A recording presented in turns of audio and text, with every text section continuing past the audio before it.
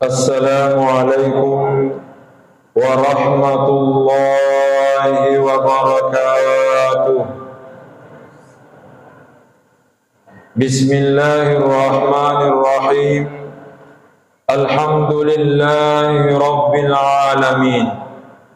Wassalatu wassalamu ala ashrafil anbiya'i wal mursalin, Sayyidina wa maulana Muhammad wa ala alihi wa ashabihi ajma'in, amma ba'du. Hadirin hadirat ma'asyiral muslimin rahimakumullah.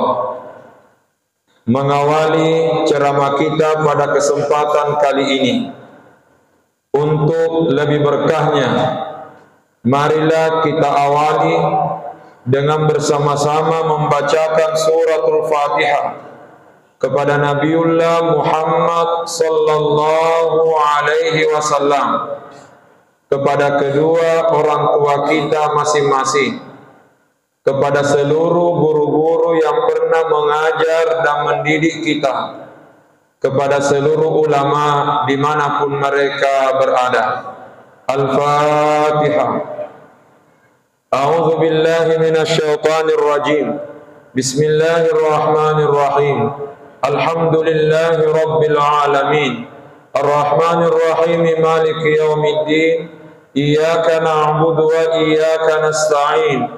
Ihdinas siratal mustaqim. Siratal ladzina an'amta 'alaihim ghairil maghdubi 'alaihim waladdallin. Amin. Hadirin ma'asyiral muslimin rahimakumullah. Setiap orang pasti menginginkan kesuksesan. Kesuksesan bukan hanya sukses di dunia, tapi yang tak kalah penting adalah kesuksesan di akhirat. Hanya saja agama mengingatkan kita semua, kejarlah kesuksesan kita di dunia, tapi jangan gara-gara mengejar kesuksesan di dunia lantas kita lupa untuk berusaha sukses nanti di akhirat. Sebab dunia dalam istilah Arab ad-dunya memiliki makna sesuatu yang sangat rendah. Saya ulangi, dunia dalam bahasa Arab memiliki makna sesuatu yang sangat rendah. Berarti bila ada orang hanya menghabiskan waktunya mengejar dunia, berarti dia sebenarnya menyia-nyiakan waktunya, karena dia hanya mengejar sesuatu yang sangat rendah. Itulah sebabnya hadirin yang dimuliakan Allah, seorang ulama besar yang bernama Al-Imam Ibnu Athaillah As-Sakandari rahimahullahu ta'ala, beliau pernah berdoa, Allahumma ja'alid dunya fi yadayya. Ya Allah, letakkanlah dunia dalam genggamanku. Allahumma ja'alid dunya fi yadayya. Ya Allah, letakkanlah dunia dalam genggamanku. Wala taj'alid dunya fi qalbi, dan jangan engkau masukkan dunia ke dalam hatiku. Mengapa? Bila dunia dalam genggaman, maka kita yang akan mengatur dunia. Tapi kapan dunia masuk ke dalam hati, bisa jadi kita yang akan diatur oleh dunia. Dan kapan dunia itu lepas dari kita, karena sudah masuk di dalam hati baru lepas dunia itu dari kita, maka bisa jadi akan membuat kita sakit hati. Di Makassar ada ungkapan mengatakan, akan membuat kita sakit hati, lama-lama akan mati, dibawa pohon jati, dimakan alati. Kalau memang dengan demikian, maka yang perlu kita kejar bukan salah mengejar dunia, Tidak salah mengejar dunia, tapi jangan sampai dunia membuat kita lupa untuk sukses di akhirat. Sebuah ungkapan ulama mengatakan, laisa minal mushkilah antakuna safinatu 'alal ma'i, walakinna minal mushkilah ayyakunal ma'u 'alas safinah. Bukanlah menjadi persoalan kalau ada perahu di atas air, tapi yang menjadi persoalan kalau air sudah naik di atas perahu. Saya ulangi, laisa minal mushkilah an takuna as-safinatu 'alal ma'i, walakinna minal mushkilah ayyakuna al-ma'u 'alas safinah. Bukanlah menjadi persoalan kalau ada perahu di atas air, tapi yang menjadi persoalan kalau air sudah masuk, sudah naik di atas perahu. Laisa minal mushkilah ayyakunal mu'minu fid dunya, walakinna minal mushkilah ayyakuna dunya fi qalbil mu'min. Bukanlah persoalan kalau ada orang beriman hidup di dalam dunia, tapi yang menjadi persoalan kalau dunia hidup di dalam hatinya orang beriman. Karenanya kejar kesuksesan duniawi, tapi jangan gara-gara kesuksesan duniawi lantas kita lupa pada kesuksesan ukhrawi. Sekarang muncul tanda tanya, yang mana ciri-cirinya kesuksesan di akhirat nanti? Kalau ini yang mau dibicarakan, terlalu banyak yang bisa disampaikan. Tapi cukuplah salah satu hadis Rasulullah sallallahu alaihi wasallam yang perlu menjadi renungan kita semua. Nabi bersabda, "Man kana akhiru kalamihi la ilaha illallah dakhalal jannah." Siapa yang menjadikan kalimat terakhirnya la ilaha illallah, maka dia dijamin masuk surga. Kata ulama, hadis ini sebenarnya memberi isyarat kesuksesan di akhirat nanti. Salah satu tanda-tandanya ketika di penghujung usia kita mampu mengucapkan kalimat la ilaha illallah. Karenanya standar minimal kesuksesan orang beriman ketika dia mampu mengucapkan kalimat la ilaha illallah. Hanya saja tadi pagi ketika kita menyampaikan ceramah subuh di tempat ini, kami menyampaikan sebuah pertanyaan dari Andre Guruta, pimpinan Pondok Pesantren Dede Imam Koso. Beliau suatu saat pernah bertanya kepada kami dengan mengatakan, "Nah, apakah kamu paham apa kira-kira hikmahnya kalau ada anak bayi yang lahir diazankan di telinganya, dan kalau ada orang sakaratul maut dibisikkan di telinganya kalimat la ilaha illallah." Kalau ada anak bayi yang lahir diazankan di telinganya Allahu Akbar, Allahu Akbar, tapi begitu ada orang sakaratul maut kita bisikkan di telinganya kalimat la ilaha illallah. Saya menatap wajahnya Guruta, saya mengambil kesimpulan bahwa beliau bertanya bukan ingin mendengarkan jawaban, tapi beliau bertanya karena ingin memberikan penjelasan. Walhasil saya pun mengatakan wallahu a'lam. Lalu beliau mengatakan, "Nah, kalau ada anak bayi dilahirkan, diazankan di telinganya mulai dari kalimat Allahu Akbar, Allahu Akbar, dan kalimat azan ditutup dengan kalimat la ilaha illallah, dimulai dengan Allahu Akbar, diakhiri dengan la ilaha illallah. Sementara kalau ada orang sakaratul maut, kita membisikkan di telinganya kalimat la ilaha illallah."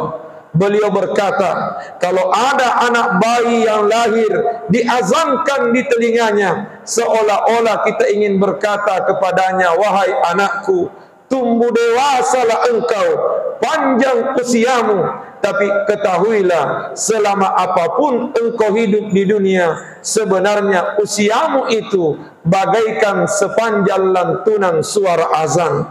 Hidupmu di dunia ini hanya bagaikan sepanjang lantunan suara azan, dimulai dengan Allahu Akbar, dan upayakan akhiri usiamu dengan kalimat La ilaha illallah. Saya ulangi, setiap bayi yang lahir diperdengarkan di telinganya lafal-lafal azan, diawali dengan Allahu Akbar, diakhiri dengan La ilaha illallah.